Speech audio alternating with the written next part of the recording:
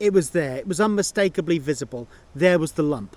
Hi, and welcome to Just 50, the channel where the content is made mostly, but not exclusively, for men over the age of 50.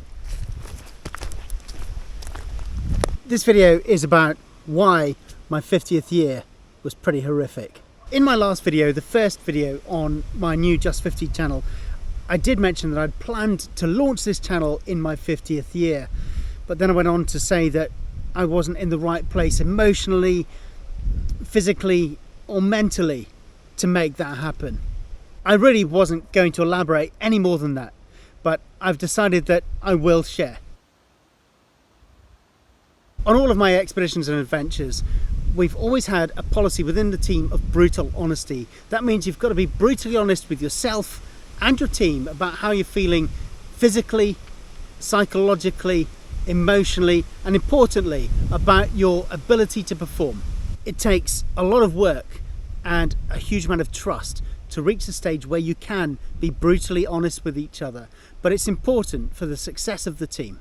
A few years ago, I was heading off to do an Arctic expedition with a fantastic team, and we got a video message from the well-known explorer, adventurer, Bear Grylls, and he said, and I'll quote, I've written it down, "Stay safe, look after each other, come home alive, come home as friends, and come home successful," in that order. And I refer back to that quote often. And a cornerstone of making that happen is that policy of brutal honesty. And I kind of want to go there with this channel.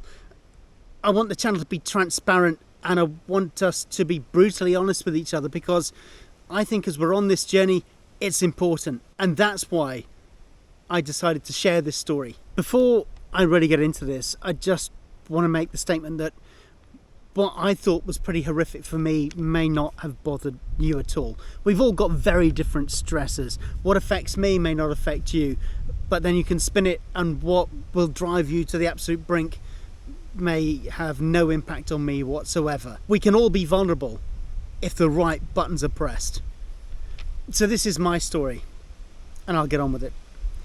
It started with COVID. I'd had COVID twice, and it hit me like a heavy cold, light bad of flu. It was nothing major. The third time it hit me, I was in bed for a couple of days, then I was up and I was hiking again within 5 or 6 days. But then it came back, and when it came back with a vengeance, and it was very different. It kind of took my lungs away. I couldn't walk up the stairs in my house to go from the ground floor to the first floor without stopping several times at first. I was uncomfortable and waking at night because I couldn't breathe. It didn't pass quickly. It lasted for weeks in that condition. Slowly I built it back up, but even five months later, 6 months later, I couldn't walk to my village shop, which is 300 meters away, without stopping several times on the way there and on the way back. It was pretty horrific. It meant that I couldn't exercise as I normally do, and exercise has been an integral part of my life forever. I started working out and working in gyms when I was just 13, so a lifelong exercise habit, and that affected me quite badly psychologically. I started getting better. I had rejoined a gym, and then at the start of my 50th year, something happened. I had a disagreement with some people using drugs in a public space. I really don't like drug use. I won't go into the details of what happened and whys and wheres, but the result was that I ended up with a used syringe, a dirty needle, stuck in my hand. Not knowing really what to do, I called my GP, my doctor's surgery, and tried to book an appointment. I explained what had happened and tried to book an appointment. And I was told that I would have a wait of at least 10 days before I could get to see my GP. They didn't seem particularly bothered by it, so neither was I. Now, skipping a bit here, much later, I did discover that there is a medication that can be given to you which does help to reduce the likelihood of an HIV infection taking hold. If I'd realised that at the time, if I'd known about it at the time, I think I would have been a lot more forceful in getting that first doctor's appointment. It didn't really register at first, but then it struck me really hard that I might have actually been infected with HIV.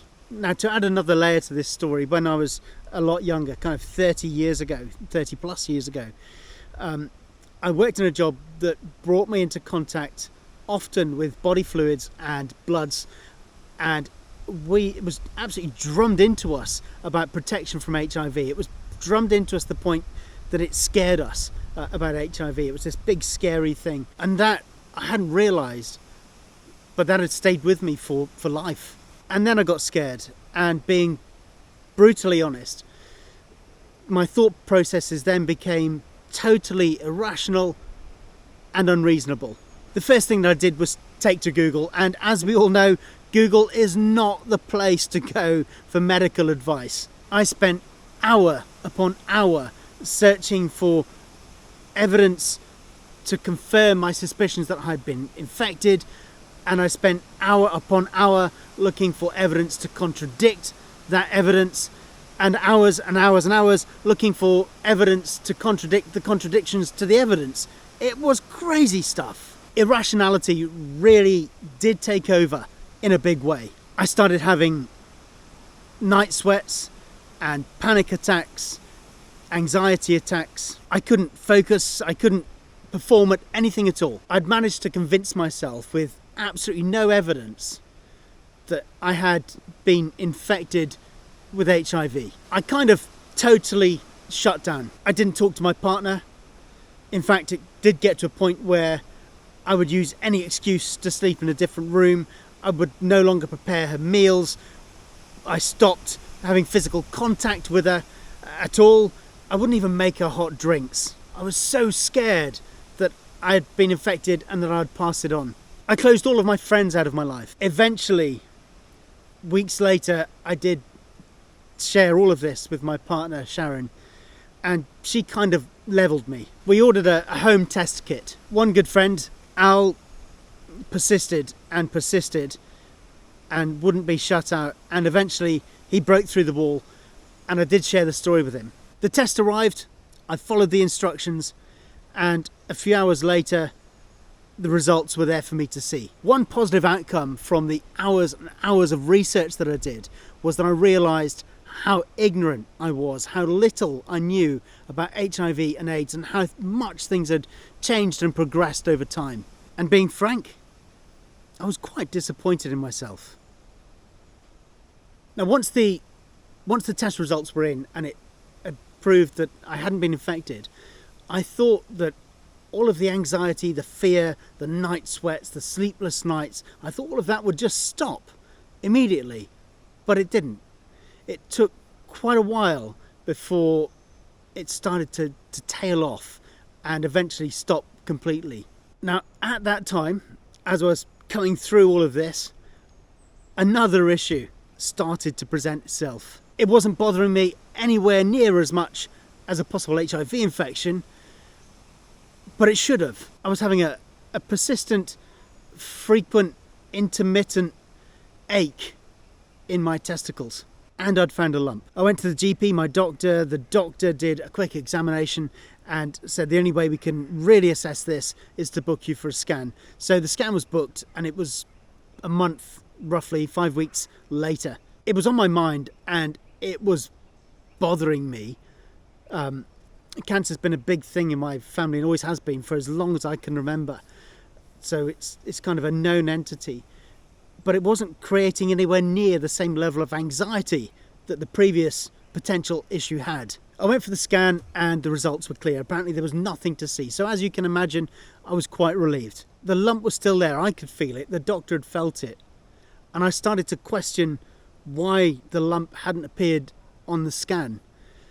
Something just wasn't right. But the doctor had told me that it was okay, so it had to be, right? My mental health had taken quite a bashing for months by this point.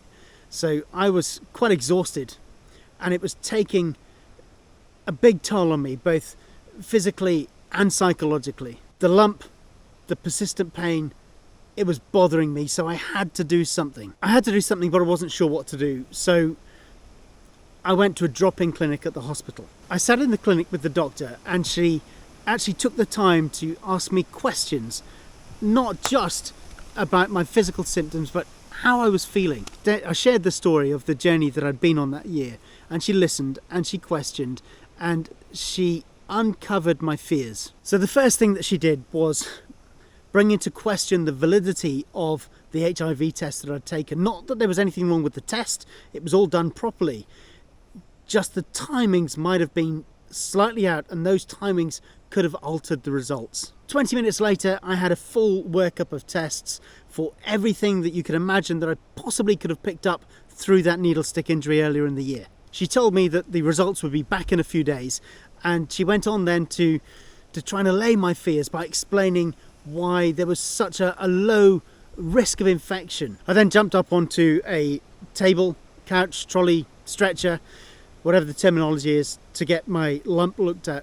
And she felt it straight away. She felt it, and then she called for a more senior consultant to give a second opinion. They checked my online medical records, and that's when they realised that my GP, my doctor, had ordered the incorrect or an incorrect scan. They weren't looking for the lump, so they didn't find it. So a week and a bit later, I was actually back in hospital to have the correct scan. I undressed as directed, positioned myself on the trolley, and as soon as the doctor started the scan, it was there. It was unmistakably visible. There was the lump. In short, the lump is a cyst. It's not cancerous, it's uncomfortable at times, but it's a cyst. Because there are a few risks involved with removing cysts in that particular location, they've decided not to operate for the time being, but we'll address it as an ongoing thing. If it becomes a problem to me, then we'll look again. Another big sigh of relief, and I was home by lunchtime. Now, when I had the test for HIV and other stuff, I was told that when the results came through, if it was all clear, I would be notified by text. If there was a problem, I would have to have a phone call with the doctor. A few hours after getting back from the scan and getting such a great result, I received a text from the clinic asking me to call in. My heart sank and I felt sick. And in the few seconds that followed that text arriving, I had convinced myself that I was about to get the worst news possible after getting the best news possible. I called the number, but the doctor was unavailable, so I left my number for her to call back. I spent the next 3 hours spiraling into some of the darkest places imaginable. I was pacing, I was feeling sick, I was sweating, I was being sick. I was overthinking everything and going through everything, from how that conversation would go to how I could tell Sharon. 3 hours later, my phone finally rang. I took a deep breath and I answered the phone. Hi, it's the doctor. I wanted to tell you in person that it's all fine. All tests had come back negative. Because she knew the journey that I'd been on, how stressed I was, she thought that she would take the time to speak to me personally and just tell me that it's all going to be okay and make sure that I had no further fears. But that was a long 3 hours, and I did go out and celebrate that night. Throughout that year, my mental health had been strained to the absolute limit, and it didn't just vanish and was all better. I was still struggling with the kind of aftermath of this COVID thing. I often couldn't exercise at all, and exercise to me, it's an integral part of my being. I've had a lifelong exercise habit since, I said earlier, the age of 13, when I first went into a gym and I started to work in a club, and it's been my life's work. It's been centred around health and fitness and sports and exercise and human performance, and I couldn't do that, and that bothered me. And then with everything else piled on, that the fears of HIV, the fears of cancer, it almost broke me. Because I couldn't exercise properly, that was already having quite a negative effect on my mental well-being.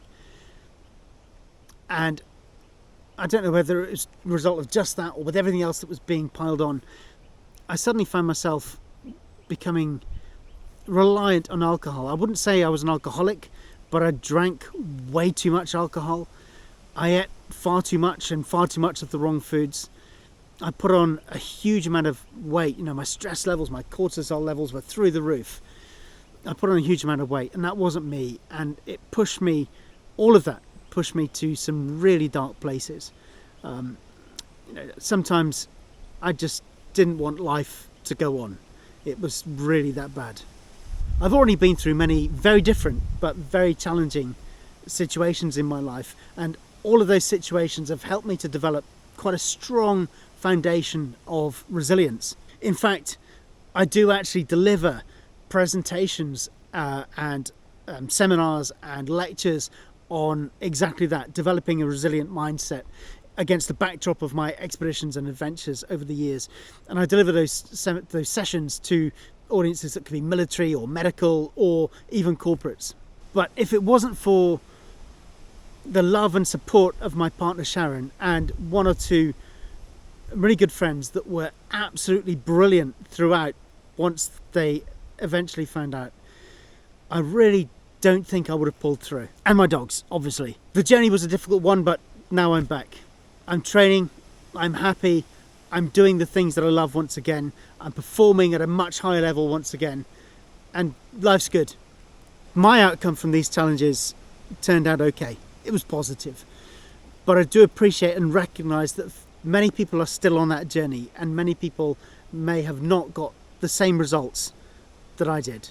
And I feel like I should at this point be giving some brilliant nuggets of advice to help everybody out there based on my journey through that pretty horrific, for me, year. If something feels wrong, whatever it is, if something's not right with your health, don't waste time. Go and seek professional help as soon as you possibly can. The earlier things are looked at and diagnosed, the earlier you could have the answer that all of your worry is for nothing, or the earlier positive treatment can begin. And develop a relationship with your medical practitioners where you can speak honestly and openly about whatever your fears are, whatever your conditions are. And don't shut down. Keep talking. Talk to your partners, your wives, your husbands, boyfriends, girlfriends, whatever. Talk to your family, talk to your colleagues, talk to your friends, talk to your medical practitioners, or talk to professionals. But keep talking to people. So now I'm going to do the book of the week, and for that I'm going to go back to the office. Welcome to my office. I also call it my man cave. It's kind of stacked with all kinds of stuff. Fishing rods, hats, walking sticks, piles and piles of outdoor gear, which is why I'm not turning the camera around. Pretty much, if I own it, it's in this room somewhere.